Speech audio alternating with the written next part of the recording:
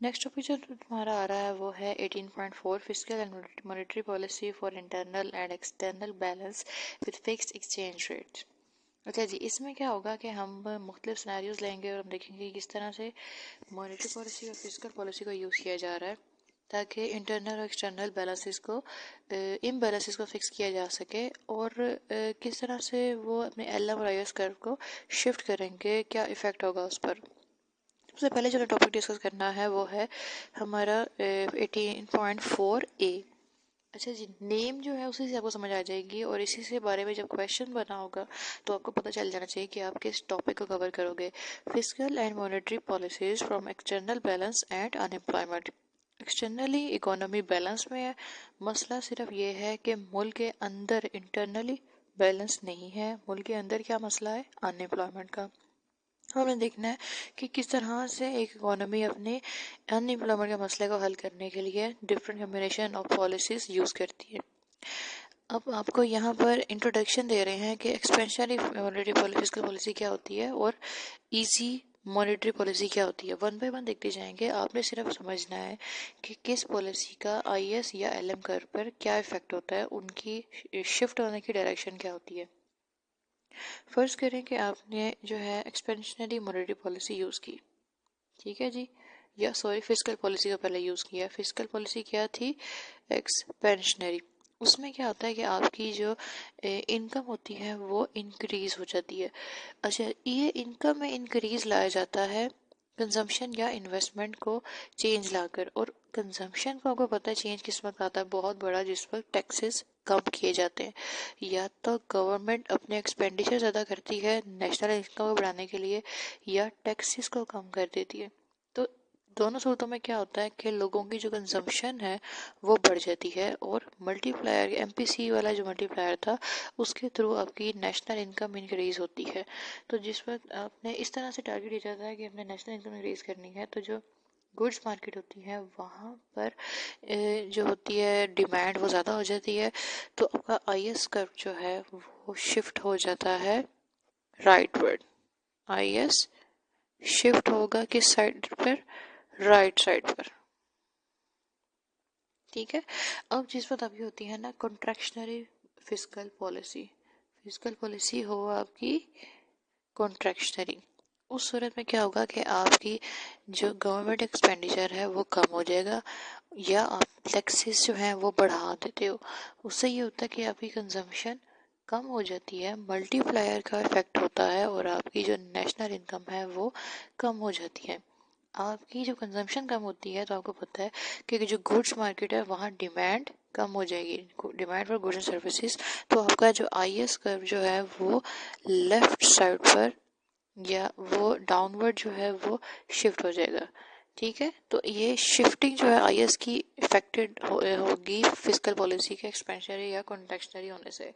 Second जब हम discuss करना है वो है मॉनेटरी पॉलिसी। मॉनेटरी पॉलिसी या तो इजी होगी, इजी मॉनेटरी पॉलिसी, या जिसको हम कहते हैं एक्सपेंशन किया जाता है मॉनेटरी पॉलिसी में। मनी सप्लाई इंक्रीज होती है।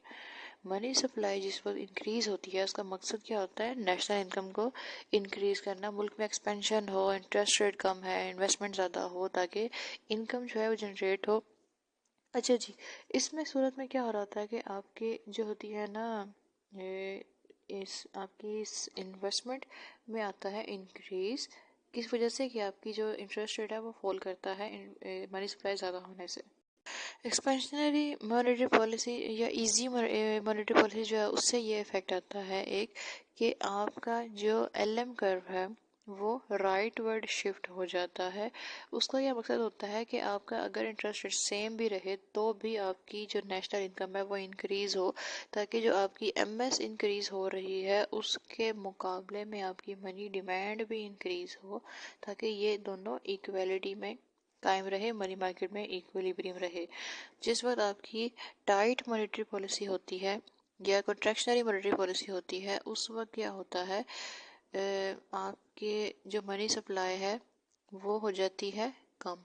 मनी सप्लाई कम होती है तो उस वक्त आपका जो एलएम कर्व है वो लेफ्ट साइड पे शिफ्ट हो जाता है, उसका मकसद क्या होता है कि सेम इंटरेस्ट रेट के ऊपर आपकी जो नेशनल इनकम है वो कम हो, ताकि मनी डिमांड जो है वो कम हो, ताकि ये जो आपकी मनी सप्लाई कम हो रही है उसके साथ मनी डिमांड भी कम हो और इनइक्वालिटी ख़त्म हो, दोनों इक्वालिटी की तरफ वापस आ जाए। तो ये दो इफ़ेक्ट हैं मेजर इन दोनों पॉलिसीज़ के, जो बताएंगे कि एलएम और आईएस जो है वो किस तरह लेफ़्ट और राइट शिफ्ट होंगे।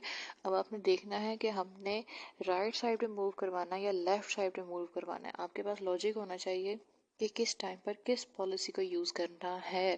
तो जिस वक्त आप खुद भी एज एन इकोनॉमिस्ट फील्ड में जाओ तो आपके पास ये इंफॉर्मेशन मौजूद होनी चाहिए रीज़न के साथ। बीपी कर्व को यहाँ पर वो बता रहे हैं अनचेंज रहेगा उसके ऊपर, क्योंकि एक्सचेंज रेट जो है वो हम एज्यूम कर रहे हैं कि वो फिक्स्ड है, तो वो अनचेंज रहेगा और फिस्कल मॉनेटरी पॉलिसी जो है वो दोनों डायरेक्टली बीपी कर्व पे इफेक्ट नहीं होंगी। अब हमने डायग्राम को डिस्कस करना है, नेक्स्ट उसकी तरफ हम चलेंगे। नेक्स्ट जो आपकी डायग्राम है वो ये है कि दोनों कर्व जो हैं वो शिफ्टिंग उनकी दिखाई गई है। मैं वन बाय वन आपको डिस्कस कर जाऊंगी, आपने इसको देखकर परेशान नहीं होना। यहाँ जो है वो उन्होंने एक मेजर आपको पॉइंट बता दिया कि किस तरह से इक्विलिब्रियम अचीव होगा। वो इस तरह से होगा कि आपका जो है इनिशियली आपको पता है कि हमारा जो था वो फुल एम्प्लॉयमेंट पर नहीं था इक्विलिब्रियम, ठीक है। यहाँ पे जो आपका नेशनल इनकम थी वो आपकी वाई ई थी, वाई एफ पर जाना है हमने। वाई एफ जो है वो है फुल एम्प्लॉयमेंट का।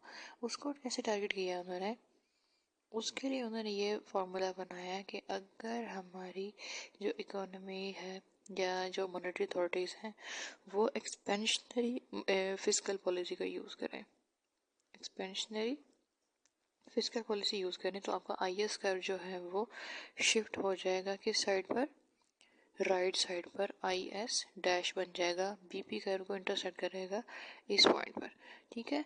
और आपकी जो है कॉन्ट्रैक्शनरी मॉनेटरी पॉलिसी हो, कॉन्ट्रैक्शनरी मॉनेटरी पॉलिसी हो, उससे क्या होगा कि आपका जो एलएम कर्व है वो बैक साइड पर शिफ्ट हो जाएगा लेफ्ट साइड पर, ठीक है।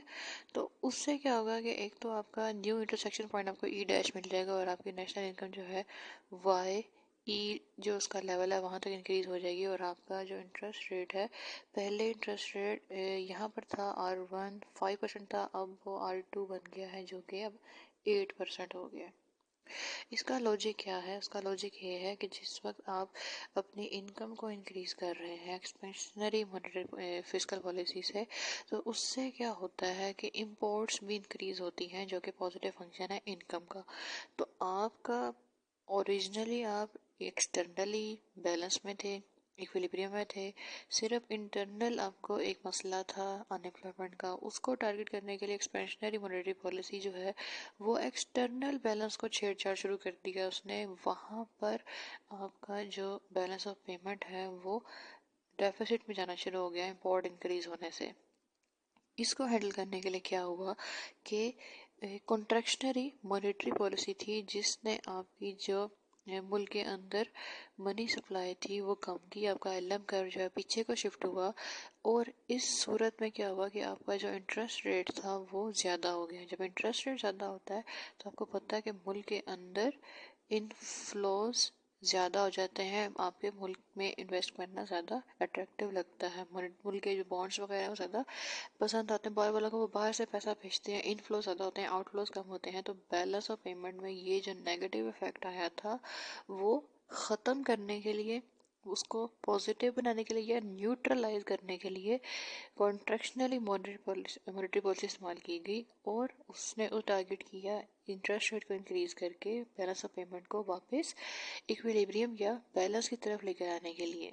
तो इस तरह से एक कम्बिनेशन है टू पॉलिसीज़ का यूज़ करके एक नेशन जो है वो अपने आप को किस तरह से इक्विलिब्रियम की तरफ लेकर आती है। जो आप यहाँ पर देख रहे हैं, पहले आईएस कर्व शिफ्ट हुआ, फिर एलएम कर्व जो है उसको बैकवर्ड शिफ्ट किया। इन दी एंड क्या हुआ, आपका इंटरेस्ट रेट ज़्यादा हुआ और आपकी जो नेशनल इनकम थी वो फुल एम्प्लॉयमेंट लेवल तक इंक्रीज करेगी। तो यही है इस सारे के पीछे जो लॉजिक है। अगर आप यहाँ तक कर लेंगे तो भी आपके लिए बहुत बेहतर होगा। आगे जो है वो यहाँ पर बता रहे हैं कि अगर एक वक्त पर एक पॉलिसी इस्तेमाल की जाती और दूसरी पॉलिसी इस्तेमाल ना की जाती तो उसका क्या इम्पैक्ट आना था, उसको वन बाय वन देखते जाते हैं। सबसे पहले वो कह रहे हैं कि अगर हम सिर्फ मॉनेटरी पॉलिसी को यूज़ करते, फिस्कल पॉलिसी को यूज़ ना करते, मॉनेटरी पॉलिसी भी एक्सपेंशनरी होती, ठीक है, तो उसका ये टारगेट होता है कि हम मनी सप्लाई इंक्रीज करेंगे तो हम अपनी नेशनल इनकम को मल्टीप्लायर इफेक्ट के ज़रिए बढ़ा लेंगे। उसके लिए क्या करना था उन्होंने कि आपका जो एलएफ कर्व था सिर्फ उसने शिफ्ट होना था, आपके जो आईएस कर्व था उसने सेम रहना था। ये होता आपका आईएस कर्व, ये था आपका एलएम और ये था आपका बीपी कर्व। इसका जो टारगेट था वो ये था कि आप अपने आईएस कर्व जो है उसको ऐसे पॉइंट पर इंटरसेक्ट करें जहाँ पर आपका जो नेशनल इनकम है वो 1500 हो जाए, जो टारगेट थी हमारी 1000 से इंक्रीज कर जाए। अच्छा जी, अगर हमने खाली एक्सपेंशनरी मॉनेटरी पॉलिसी को यूज़ करते थे, एक्सपेंशनरी को एक्सपी कह रही हूँ मैं, क्या चीज़ थी, मॉनेटरी पॉलिसी अकेली अकेली यूज़ हो रही है एक चीज़, टारगेट क्या था, मनी सप्लाई ज़्यादा, इंटरेस्ट रेट कम, इन्वेस्टमेंट ज़्यादा, मल्टीप्लायर के साथ आपकी नेशनल इनकम ज़्यादा, लेकिन आपकी इन दी एंड इम्पोर्ट्स भी ज़्यादा होनी थी। इम्पोर्ट ज़्यादा होती है, ग्रेटर देन एक्सपोर्ट हो जाएगी तो आपका balance of payment negative deficit में चला जाना था, ठीक है। तो इस सूरत में ये होना था। सेकेंडली, आपने फिजिकल पॉलिसी को यूज़ किया नहीं, आपकी आईएस जो है वो सेम रहता, तो उस सूरत में क्या होना था कि आपके जो इंटरेस्ट रेट थे वो नीचे कम हुए हुए थे। इंटरेस्ट रेट को हैंडल करने के लिए कुछ भी नहीं किया आपने। जिस वक्त इंटरेस्ट रेट कम होते हैं उस वक्त आपके मुल्क से पैसा बाहर चला जाता है, आउटफ्लो हो जाता है, इनफ्लो कम हो जाते हैं, तो बैलेंस ऑफ पेमेंट में मज़ीद नेगेटिव हो जाना था। तो बजाय इम्प्रूव करने के लिए आप कोई ऑल्टरनेट पॉलिसी बनाते, ये पॉलिसी आपकी फेल हो जा रही थी, डबल नेगेटिव आ जाना था आपके बैलेंस ऑफ पेमेंट में। सेकंड, वो आपको कह रहे हैं कि अगर आप अकेली फिजिकल पॉलिसी यूज़ करते और मॉनेटरी पॉलिसी यूज़ ना करते, उस सूरत में क्या होना था कि आपका जो आईएस कर्व है वो शिफ्ट हो जाता राइटवर्ड, ठीक है, शिफ्ट होता वो ऊपर की तरफ, लेकिन वो एलएम जो है ओरिजिनल आपका एलएम उसको जी के ऊपर इंटरसेक्ट करता, ठीक है। ये जो आपका जी पॉइंट उन्होंने बनाया हुआ है ना, एलएम जो ओरिजिनल है उसके ऊपर, ये आपका ओरिजिनल आईएस बीपी कर्व। अच्छा जी, आईएस जो है वो इस तरह से शिफ्ट होता है आईएस कि वो आपको इस पॉइंट पर जो है वो इंटरसेक्ट कर रहा होता। उसमें क्या होना था कि आपका जो इंटरेस्ट रेट है वो इतना इंक्रीज नहीं होना था, आपकी इनकम बेशक 1500 तक पहुंच जाती, लेकिन जो आपका इंटरेस्ट रेट है वो जी पॉइंट पर गौर करें, उसने जो है वो 8% से कम रहना था। तो बैलेंस ऑफ पेमेंट के अंदर जो डेफिसिट पैदा हो रहा था, इनकम ज़्यादा हो रही है तो इम्पोर्ट ज़्यादा हो गई, तो आपको अपना इंटरेस्ट रेट इतना इंक्रीज़ करना था कि इनफ्लोज जो हैं वो अट्रैक्ट हों। तो इनफ्लोज जो है वो जी पॉइंट तक देखें, वहाँ तक इतने ज़्यादा इंक्रीज़ नहीं होता इंटरेस्ट रेट में, जिस वजह से आप बैलेंस ऑफ पेमेंट का जो डेफिसिट है उसे ख़त्म नहीं कर सकोगे। सेकेंडली, आप जो इसका जी पॉइंट है वो बीपी कर्व के राइट साइड पे है, तो उन्हें पहले क्या कि बीपी कर्व के राइट साइड पे जितना भी एरिया होगा वो क्या होगा, डेफिसिट का होता है, तो डेफिसिट जो है वो यहीं पर कायम रहना था। इन दी एंड क्या होता है, नेशन जो है जिसने फुल एम्प्लॉयमेंट को अचीव करना है वो ये करती है कि एक्सटर्नली भी वो इक्विलिब्रियम में रहे और मुल्क के अंदर भी एम्प्लॉयमेंट उसकी फुल एम्प्लॉयमेंट तक चली जाए, उसके लिए वो दोनों पॉलिसीज़ का कम्बिनेशन यूज़ करती है, जिसमें आईएस कर्व जो है वो पॉइंट जी तक एलएम को नहीं टच करता, वो एफ पॉइंट तक जाता है, और एफ पॉइंट पे जाता है, वहाँ पे जाकर एलएम जो कि कॉन्ट्रैक्शनली मॉनेटरी पॉलिसी से पीछे को शिफ्ट हुआ होता है उसको इंटरसेक्ट करता है। वहाँ पर क्या होता है कि सिर्फ नेशनल इनकम में इंक्रीज़ नहीं होता बल्कि इंटरेस्ट रेट में भी उस हद तक इंक्रीज़ होता है ताकि जो इनकम इंक्रीज होने से, इंपोर्ट्स इंक्रीज होने के बाद बैलेंस ऑफ पेमेंट में डेफिसिट आ रहा था उसको इंटरेस्ट रेट इंक्रीज होके इनफ्लोज बढ़ा के उसको वापस न्यूट्रलाइज किया जा सकता है और इस तरह से इंटरनल और एक्सटर्नल बैलेंस को टाइट मॉनेटरी पॉलिसी और स्ट्रॉन्ग फिस्कल पॉलिसी है जिसके ज़रिए से हासिल किया जा सकता है। तो यहाँ पर जनाब आप जो है साइमल्टेनियसली बैलेंस अचीव कर लेते हैं और आपका ये टॉपिक कंप्लीट हो गया।